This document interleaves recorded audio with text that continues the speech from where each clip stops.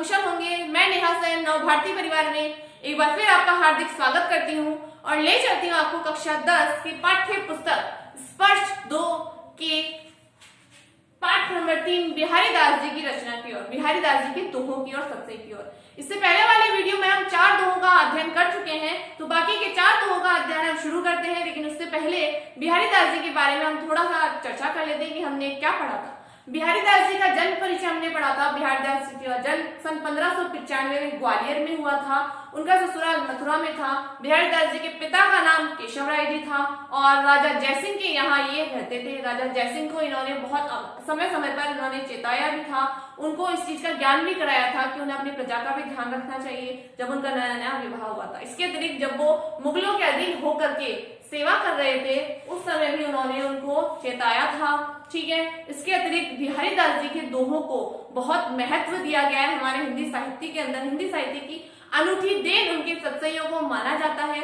बिहारी दास जी की जो एकमात्र रचना है बिहारी सत्सई, उसमें 733 दोहों का संकलन है जो इन्होंने खुद किया था।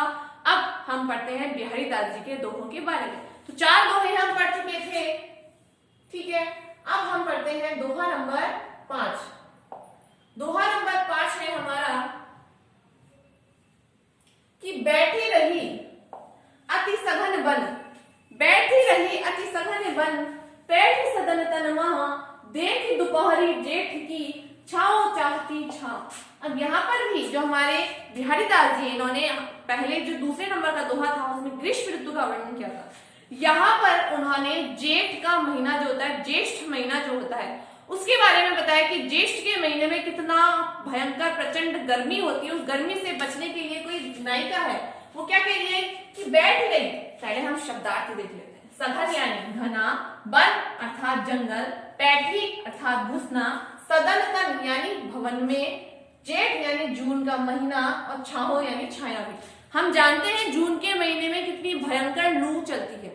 गर्मी की जो हवाएं चलती है उन्हें लू कहा जाता है। आंधियां जो आती है धूल भरी, उन्हें लू कहा जाता है। ठीक है, तो कवि जो हमारे कवि हैं वो वर्णन कर रहे हैं कि जेठ की दोपहरी में बैठ ही रही अति सघन बन, देख जो जेठ का महीना होता है, जेठ के महीने में गर्मी के भय के कारण, लू के कारण जो गोपिका है या कहीं नायिका जो है वो बैठ रही अति सघन बन, वो जंगलों में जाकर के आनंद लेना चाहती है। किसका?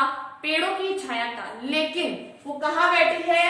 भवन के अंदर, घर के अंदर ही छुपकर बैठी है। क्यों? गर्मी के जो लू के थपेड़े चलते हैं उन लू से बचने के लिए वो घर में ही छुपकर बैठी है। लेकिन उसे मन करता है, उसकी इच्छा है कि वो जंगल की छाया में जाकर के बैठे, क्योंकि जंगल में जो होता है वो भीषण गर्मी एहसास नहीं होती, उसकी अनुभूति नहीं होती, क्योंकि चारों ओर हरियाली छाई हुई होती है।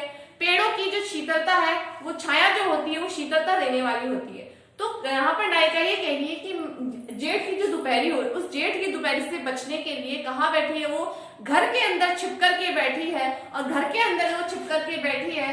लेकिन उसका मन क्या कर रहा है? उसका मन ये चाहता है कि वो भी कहाँ बैठे? वो भी जंगल के पेड़ों की छाया के अंदर बैठे, लेकिन छाया भी छांव की बाट में बैठी है। अब यहाँ पर छाओ चाहती छाया भी छाया चाहती है। छाया भी छाया चाहती से क्या मतलब है?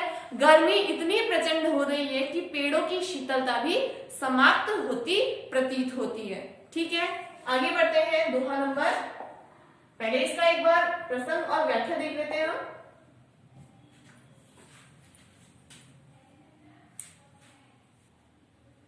देखिए, इसका प्रसंग है, प्रस्तुत दोहा हमारी हिंदी की पाठ्य पुस्तक स्पर्श 2 से लिया गया है, जिसके कवि या जिसके रचयिता बिहारी दास जी हैं। और ये जो पद्य लिया गया है ये हमारी इनकी रचना बिहारी सत्सई से लिया गया है और इसमें कवि ने जून महीने की गर्मी का वर्णन किया है। क्या वर्णन किया है? देखिए, कवि कहते हैं कि जून के महीने की गर्मी, जेठ के महीने की गर्मी जो होती है इतनी अधिक होती है कि छाया भी छाया ढूंढ रही है, अर्थात वह भी गर्मी से बचने के लिए जगह तलाशती है। वह या तो किसी घने जंगल में मिलेगी या किसी घर के कोने में। यहाँ पर नायिका के संबंध में ये बताया गया है कि नायिका जो है वो जून के महीने की गर्मी से बचने के लिए घर में छुप करके बैठी है और उसका वो ये चाहती है कि वो भी जंगल में जाकर के पेड़ों की छाया के नीचे शीतलता का आनंद प्राप्त करे। दोहा नंबर 6। दोहा नंबर 6 है हमारा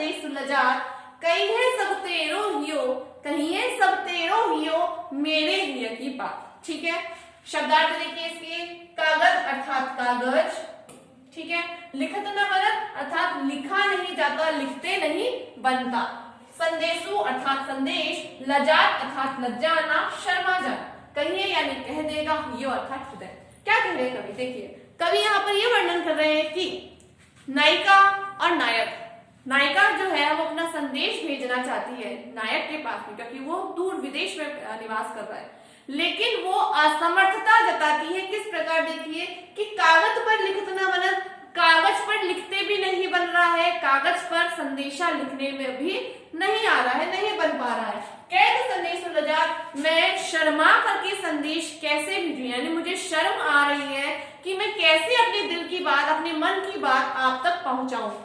कहिए सब तेरे हुयो, क्योंकि जो परिस्थिति मेरी है, जिस विरह में मैं तड़प रही हूँ, जिस वियोग का एहसास मुझे हो रहा है वही तुम्हें भी हो रहा है, या नायक और नायिका दोनों के बीच के मन की बात यहाँ पर आ रही है कि मेरे लिए की बात कि मैं जो संदेशा भेजना चाहती हूँ वो मैं संदेश वाहक को नहीं बोल सकती, क्योंकि मेरे मन की जो व्यथा है वो तुम ज्यादा अच्छे तरीके से समझ सकते हो, किसी दूत के माध्यम से वो तुम तक पहुंचाना मेरे लिए समर्थता, मेरे लिए पूरी तरीके से सही नहीं है। मैं नहीं पहुंचा सकती कि मेरे मन में क्या है, मेरे मन में कौन सी बातें हैं आपको लेकर के, या क्या संदेश मैं आपको देना चाहती हूँ, वो मैं किसी दूत के माध्यम से आप तक नहीं पहुंचा सकती। जो परिस्थिति मेरी है, जो कंडीशन, जो हाल मेरा है, वही हाल तुम्हारा भी होगा। यहाँ नायक के लिए नायिका बोल रही है, इसलिए दूत को संदेश भेजने से ज्यादा अच्छा है कि आप मेरे हृदय की बात अपने हृदय से ही पूछ लो। यहाँ पर ये जो नायिका है वो कहना चाह रही है, क्योंकि उसे संदेश बोलते हुए लज्जा आ रही है, शर्म का एहसास, शर्म का अनुभव हो रहा है। ठीक है, कवि कहते हैं कि नायिका अपने विरह की पीड़ा को कागज पर नहीं लिख पा रही है और कहकर संदेश भेजने में उसे शर्म आ रही है। वे नायक से कहती है कि तुम अपने हृदय से पूछ लो कि मेरे हृदय की बात तुम्हारा हृदय जो मेरे हृदय की बात अच्छी तरीके से जानता है, अर्थात तुम मेरी विरह दशा से भली भांति परिचित हो, क्योंकि जो परिस्थिति मेरी है, जो विदाई के पल या जो जुदाई के पल मेरे साथ बीत रहे हैं वो तुम्हारे साथ भी बीत रहे हैं, इसलिए किसी दूसरे के माध्यम से मैं तुम्हारे पास संदेश पहुंचाऊंगी, इससे बढ़िया आप तुम अपने ही हृदय से पूछ लो कि मैं क्या संदेश तुम तक पहुंचाना चाहती हूँ। ठीक है, आगे बढ़ते हैं। दोहा नंबर 7। दोहा नंबर 7 है हमारा, प्रगट भये ब्रजराज कुल, सुबस बसे ब्रज आई, मेरे हरो कलेश सब केशव राय। यहाँ पर बिहारी दास जी ने श्री कृष्ण की आराधना की है। देखिए, द्विजराज अर्थात चंद्रमा और ब्राह्मण, सुबस यानी अपनी इच्छा से, केशव अर्थात श्री कृष्ण और केशव राय अर्थात बिहारी दास के कवि। मैंने आपको बताया था शुरू में कि बिहारी दास जी के पिताजी का नाम क्या था, केशव राय जी। तो यहाँ पर कह रहे हैं कि हम प्रकट हुए किसमें, द्विजराज कुल में, चंद्रवंशीय कुल में, यानी ब्राह्मण भी थे ये और चंद्रवंशी भी मानते थे अपने आप को। ठीक है, सुबह से बसे ब्रज आई, और अपने आप यानी हमारे मन के अनुरूप, अपने ही स्वभाव से हम ब्रज में आकर के बसे। मेरे हरो कलेश सब, कि मेरे सारे कलेशों को, सारे संकटों को आप हर लीजिए। केशव राय यानी केशव, हे केशव, मेरे पिता भी केशव राय ही थे। कहने का तात्पर्य यहाँ है कि केशव, हे केशव अर्थात हे कृष्ण, जिसे केशव की उपाधि भी दी जाती है, केशव भी नाम से भी जाना जाता है उन्हें, तो हे केशव, क्योंकि मेरे पिता कौन थे, केशव राय जी थे, इसलिए आप भी मेरे पिता के समान हो, क्योंकि तुम्हारा नाम भी क्या है, केशव है, इसलिए मेरे सारे संकटों को तुम हरो। मेरी प्रार्थना है कि मेरे जीवन में जितनी भी बाधाएं उन सबको आप हर लीजिए। यहाँ पर देखिए, केशव राय में यमक अलंकार है। कौन सा अलंकार है, यमक अलंकार है। क्यों है यमक अलंकार, क्योंकि पहले केशव का अर्थ है श्री कृष्ण और दूसरे केशव राय का अर्थ है केशव राय अर्थात बिहारी दास के पिता। ठीक है, तो यमक अलंकार क्या होता है, देखिए यमक अलंकार में शब्द तो सेम होते हैं। ठीक है, दो शब्द होते हैं जो सेम होते हैं, लेकिन दोनों का अर्थ अलग अलग होता है। जैसे कनक कनकते सौ गुनी मादकता अधिकार, तो कनक कनक दो शब्द है लेकिन सेम है। तो पहले कनक का अर्थ सोना और दूसरे कनक का अर्थ क्या होता है, धतूरा। इस प्रकार जहां समान शब्दों की आवृत्ति होती है और दोनों का अर्थ अलग अलग होता है, वहां पर यमक अलंकार होता है। ठीक है, आगे बढ़ते हैं। प्रसंग वही सेम रहेगा। व्याख्या देख लीजिए एक बार कि कवि वर्णन करते हैं कि हे श्री कृष्ण, आपने चंद्रवंश में जन्म लिया, स्वयं ही ब्रज में आकर बस गए। बिहारी जी के पिता का नाम केशव राय है और श्री कृष्ण का एक नाम केशव है, इसलिए कवि कहते हैं आप मेरे पिता के समान, इसलिए मेरे सारे कष्टों को हर लीजिए, सारे कष्टों का अंत कर दीजिए। अंतिम दोहा है हमारा, जप माला छापे तिलक सरई न एको कामू, मन कांचे नाचे वृथा सांचे राचे रामू। शब्दार्थ देख लेते हैं पहले। जपमाला अर्थात जपने की माला, जिस माला से जाप किया जाता है उसे जपमाला कहा जाता है। सरे अर्थात पूरा होना, मन कांचे अर्थात कच्चा मन, बिना सच्ची भक्ति वाला, जिसके मन में सच्ची भक्ति नहीं होती, सच्चे भाव नहीं होते, उन्हें कहा जाता है कच्चे मन वाला। वृथा यानी बेकार में, व्यर्थ में। साचे अर्थात सच्ची भक्ति करने वाला।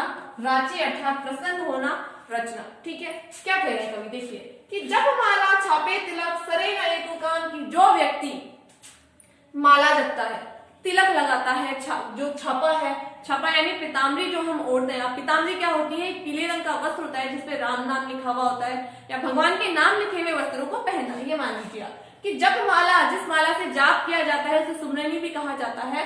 तो जप माला, छापा और तिलक, इन सबको लगाने मात्र से ही भगवान की भक्ति नहीं होती है। सरे न एको काम, ऐसा करने से हमारा कोई भी कार्य सफल नहीं हो सकता। क्यों?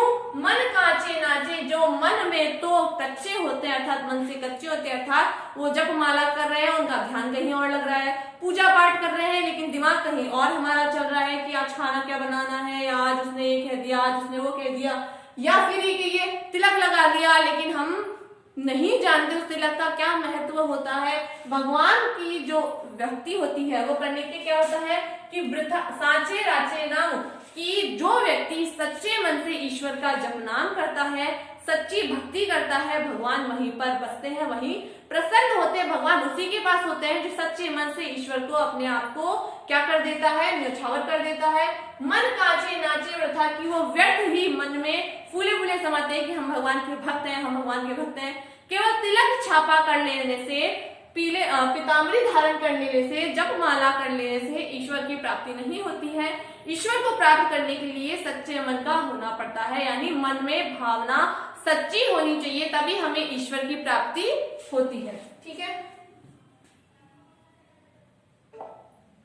प्रसंग वही आएगा हमारा कि प्रस्तुत दोहा हमारी हिंदी की पाठ्य पुस्तक स्पर्श 2 से लिया गया है और इसके कवि बिहारीदास जी हैं। यह दोहा उन्होंने अपनी रचना बिहारी तत्सई से ली है और इसमें कवि ने जो बाहरी ढोंग होते हैं, आडंबर जो होते हैं, उनके स्थान पर सच्चे मन से ईश्वर भक्ति को महत्व दिया है। ठीक है, आडंबर क्या होता है, देखिए जब हम ईश्वर को प्राप्त करने के लिए दिखावा करते हैं तो दिखावा जो होता है वही आडंबर कहलाता है, झूठ कहलाता है। ठीक है, कवि वर्णन करते हैं केवल ईश्वर के नाम की माला जपने से, ईश्वर नाम लिख लेने से तथा तिलक करने से ईश्वर भक्ति का कार्य पूरा नहीं होता है। यदि मन में ईश्वर के लिए विश्वास न हो तो उसकी भक्ति में नाचना भी व्यर्थ है। हम उसकी भक्ति में नाच रहे हैं तो वो भी व्यर्थ हो जाता है यदि हमारा ईश्वर के ऊपर विश्वास नहीं होता है। ठीक है, इसके विपरीत जो सच्चे मन से ईश्वर की भक्ति करते हैं, ईश्वर उन्हीं पर प्रसन्न होता है, सदैव उनके साथ रहता है, उन पर अपनी कृपा बरसाता है।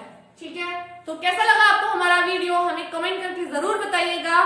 फिर मिलेंगे आपसे नेक्स्ट वीडियो में नेक्स्ट टॉपिक के साथ, तब तक के लिए धन्यवाद, नमस्कार।